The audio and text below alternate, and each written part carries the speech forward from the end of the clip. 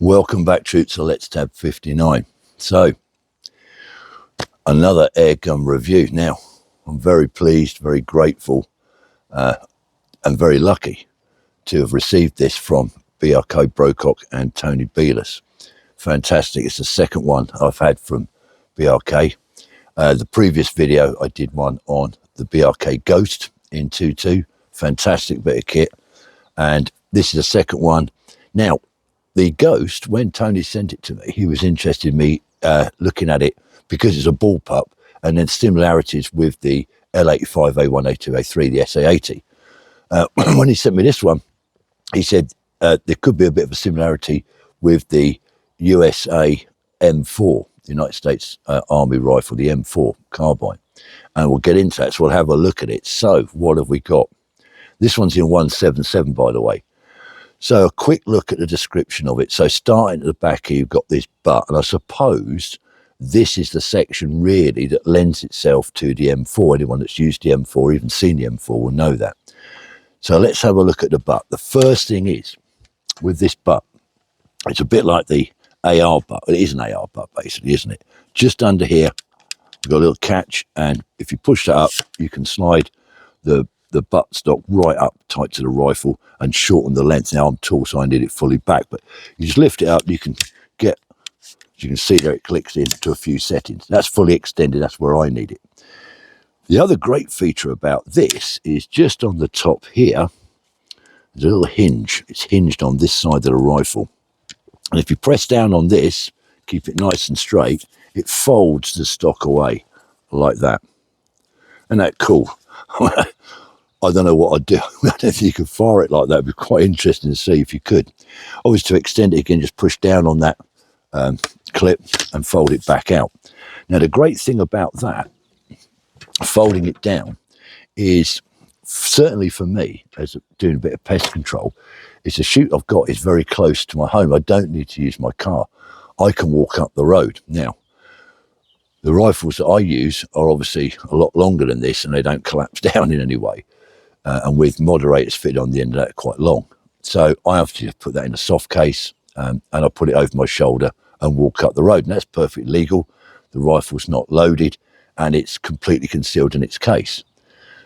But with this, I can fold the stock up and just drop it in my day sack, my little patrol pack that I carry when I do my tab videos, and walk up the road. It's completely concealed. It's so much better, and that's what I'm going to use this for. I'm going to fold it down and take it for a shoot. Anyway, getting back to the rifle itself. So, a couple of the other features. Let's go forward of this buttstock then. That's the hinged area there where it folds back. Just down here, we've got this ergonomic, really nice pistol grip, and it's ambidextrous. I'd give my right arm to be ambidextrous, as you know. So great for a left-handed fire or a right-handed fire. It's really nice, full grip. It's not too fat in the palm of your hand. It just fits nice. It's been well thought out. Obviously, just in front of the pistol grip, we've got the trigger guard here, housing the trigger. Now, it's a stage 2 match trigger. Really, really nice, crisp. I haven't adjusted it. I'm going to shoot it today as it is out of the box. Now, interestingly, on the front, same as the Ghost really, on front of the trigger, you've got this little blade that's fully adjustable. So, little Allen key, you can adjust that blade that's on front, attached to the trigger there, and you can slide that little blade up or tilt it slightly. You can really sort of customize it to your trigger finger. Just in front of the trigger is the safety catch. Now, it's actually inside the trigger guard, and you get that a lot with air rifles. The Ghost has it as a little push through, a bit like the SA80. It pushes through from either side in front of the trigger housing. But this safety catch is actually inside the trigger housing itself, and it's just going to take me a little bit of getting used to. I know it's there. When you push it through to the left, it's on fire, and you can see a little bit of red paint on it. And you push it back out to the right here, and it's on safe. But it is inside the trigger housing, which means, you know, you've got to make sure you're really positive and you push it and your finger doesn't slip at the same time and pull the trigger. That's not what you want. So just note that. Above the trigger, you've got the power setting. It's got 3 settings. It clicks around to minimum, sort of middle way, halfway, and then full power. And that just gives you the foot-pounds. You can drop it right down or bring it up to just under sub 12. Above that is a magazine housing. Again, it's the same as the Ghost. Very easy to fit the magazine. the little lever here, the charging handle, this is really cool as well because it's such a short pull. That's all it is. Look how short that is. That, and so smooth, it's well machined, as is all the BRKs that I've come across, the two I've come across. But it's really positive and smooth action. There's no stickiness at all. It's been beautifully done. Now, what that means, the same with the Ghost when I fired that, I found that I could keep the rifle in the shoulder, in the aim, keep the sight picture, and just move my right hand and just pull the lever back for a second shot or a third and so on. Really, really good feature. Just decock that now because I've cocked it. So, safe to catch back on safe. So that's a great feature. So there's magazine housing.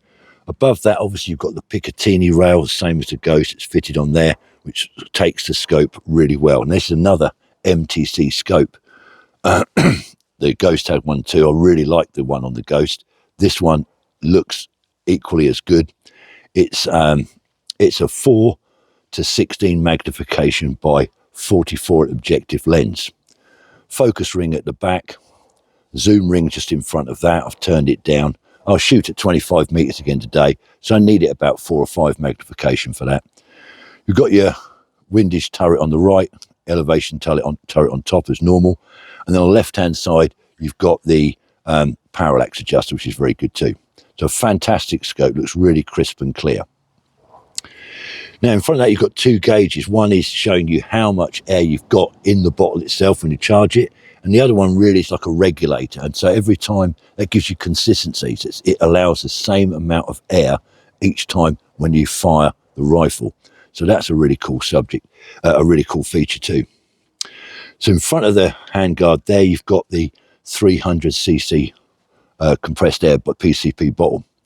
Now, when that's fully charged and reliably informed, you get over 200 shots out of that. So that's good. Fully shrouded barrel, that keeps the noise down too. And on the end there, you can see it's got a muzzle brake. It's not a flash eliminator because obviously it's an air rifle, but I think it's a really cool sort of touch. It gives that military look with the stock as well. It does give it that military look, which is nice. Now, with this came a BRK moderator, and I'm going to fit that today because I'm shooting in the back garden. I want to keep it fairly quiet. So I'm going to remove this nice, cute little muzzle brake. I would, if I was going pest controlling, I'd definitely use the moderator, and same again in the back garden, I'd use it. But on the ranges, maybe to look cool, I'd keep the muzzle brake on. So just gently thread that on, just finger tight. There. Now, on the Ghost, you'll have noticed that if you look back at the video, if you've seen the video, it had Picatinny rails down here on both sides, so you could fit lasers and torches. This doesn't have that. It's just got the single Picatinny rail on top, but it does have a small Picatinny rail underneath. So you could fit a laser or a torch to that, or indeed a bipod, if that's what you like shooting with. I'm not a big lover of bipods, as you know. So, a really compact little rifle. It weighs just shy of 3 kilograms. And when it's fully extended like this, without the moderator on the end, it's about 61.5 centimeters long. The magazine, it's an index magazine, exactly the same as the Ghost, same magazine. Now, these magazines are fantastic. They're all metal construction. There's no plastic on them, really good aluminium.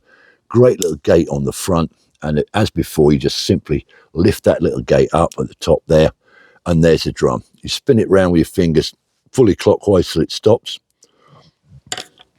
and then just slot your first pellet in. Once you've, at the 6 o'clock position, so once you've slotted in that first pellet, it holds it in place, and you just drop in the rest. I'm going to put 5 in, because I'm going to fire a 5-round group at 25 meters, just to see how it shoots. I haven't touched the sights on this. I'm going to shoot it as it comes, as I did with the Ghost. After I'd done that video on the Ghost, I did tweak the zeroing a little bit to me and shot a lot better in the centre. It's very accurate, and I'm expecting the same from this. So 5 rounds in then.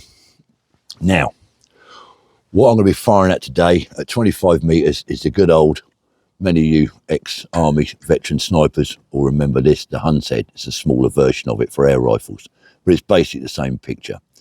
The centre ring there is just under an inch. So hopefully I'll get a nice tight group with it. I don't expect to get them all in there because I haven't zeroed this to me, but I'm sure it's capable of it. So let's safety catches on. The magazine fits in. It's really simple how it goes. It's a little magnetic bit on the top there, and it just slides in so nice. You just close the bolt and slide like that. So without further ado, let's see what we can do with the Pathfinder, the BRK Pathfinder at 25 metres in the Let's Tab 59 garden. The range. It's not the garden, it's the range. It's the Let's Tab 59 range. Let's get everything out of the way that could be in the way. Okay, let's get that. Let's use this actually. Let's cheat a little bit. Let's cheat a little bit and have a rest. Oh, this works. This works.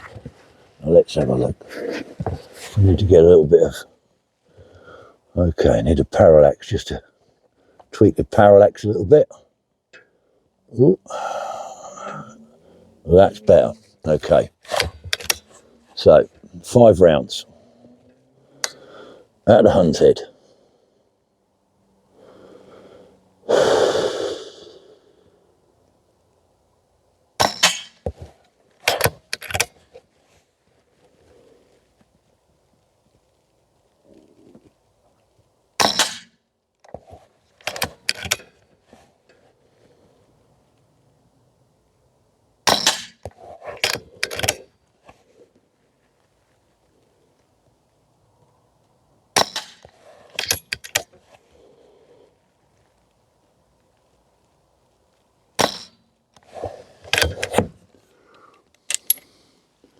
Top tip there, always count your rounds. Okay. So, safety catch. Let's put her back here. Okay, so what I'm going to do now, excuse me, what I'm going to do now is go down, retrieve the target, bring it back up and let you have a look. So, just going to have to very quickly pause you. Okay. So there we go. Let's see if I can bring that in a bit. That was my 5 round group at 25 metres. Obviously you can see it's not quite zero to me, but it wouldn't take much to tweak that little group across to get right in the centre. 5 rounds. I'm really pleased with that. It's quite a tight group. It's one a little bit high there, I think. But for someone that's not a fantastic shot, someone that's just an average shot, it's not too bad. All in all, what a great rifle. So, the features that I really like about this, A, it's a BRK Brocock rifle, and I'm really falling in love with these rifles. I like the Pathfinder. I actually like the Pathfinder better than the Ghost. Now, this is slightly cheaper. I believe it's about £300 cheaper than the Ghost. But this rifle, for me, as more of a pest control and a hunter, I know you can hunt, you can pest control with the Ghost, of course you can. But the practicalities, the carbine, the short barrel, the folding stock, the adjustable stock, I really like that for carrying it. I like the little 200cc bottle, 300cc bottle on the front there. I think that's fantastic. I love the magazines on the Ghost as well as this Pathfinder. I love the lever action on it. I think that is so smart. These MTC scopes are fantastic, as are, I've harped on about these before, but these Rangemaster Sovereign pellets. These are in 177, obviously. Fantastic pellet. Now, a quick one on that. I've never owned, I don't think I've ever fired a 177 before. I think it's the first time I've ever fired a 177 rifle. So I don't know what they're like pest control. I'm sure they're pretty good. I never shoot when I'm pest controlling more than 25 metres. That's my range. If I'm ratting, I might be a bit closer. Depends where it is. But 25 metres for me is comfortable. I'm sure it's capable. I know it's capable of going a lot further, and I'm sure it can deal with pests out to, I don't know, 40, maybe 50 yards, 50 metres. But for me, my range that I like to shoot at, it's nice and easy, nice and comfortable for me, it's 25 metres. So I'm sure these 177s do the job just as good. But it's an interesting rifle. I'm really going to have fun with this. I've got it for a little while, thank you, Tony. And I'm definitely going to be using this a lot. I'm going to get this up there and do some pest controlling and let you know how it goes. All in all, the compactness, the shortness, the machine, the engineering it's got into these rifles, these BRKs, unbelievable. Just wish I could own one. I'll have to talk to the trace around and see if there's anything I can do to get one on my Christmas list, but I doubt it. So there it is in a nutshell. Great little rifle. If you're new to my channel and you haven't subscribed, please consider it. I'm not saying do it, I'm saying consider it. Now, I do lots of other subjects on my channel, not just firearms and air rifles. If it's the first one of my videos you've seen, I mainly do bits of military history and tabbing and some old charity stuff I've done in the past. But I've started to do a few weapons of, well, firearms and certainly some air rifle stuff. So please, if you're new to the channel, go back and have a look at some of the older stuff and consider subscribing. You'll be helping the channel. Till the next time, troops, stay safe, especially if you're using firearms or air rifles. They're not toys. Make sure they're locked away. Make sure the pellets are locked away from kids. Their little fingers can't get them. I can't emphasize that enough. Air rifles, even sub-12 air rifles, are not toys. And just because they don't have to be legally locked away in cabinets, etc., if you can't lock it away, if you don't have a cabinet, at least keep it away from little fingers, prying any kids that are around, and also keep the pellets well separate from it. Never leave them unattended. Be careful out there. Stay safe. Remember, let's tab.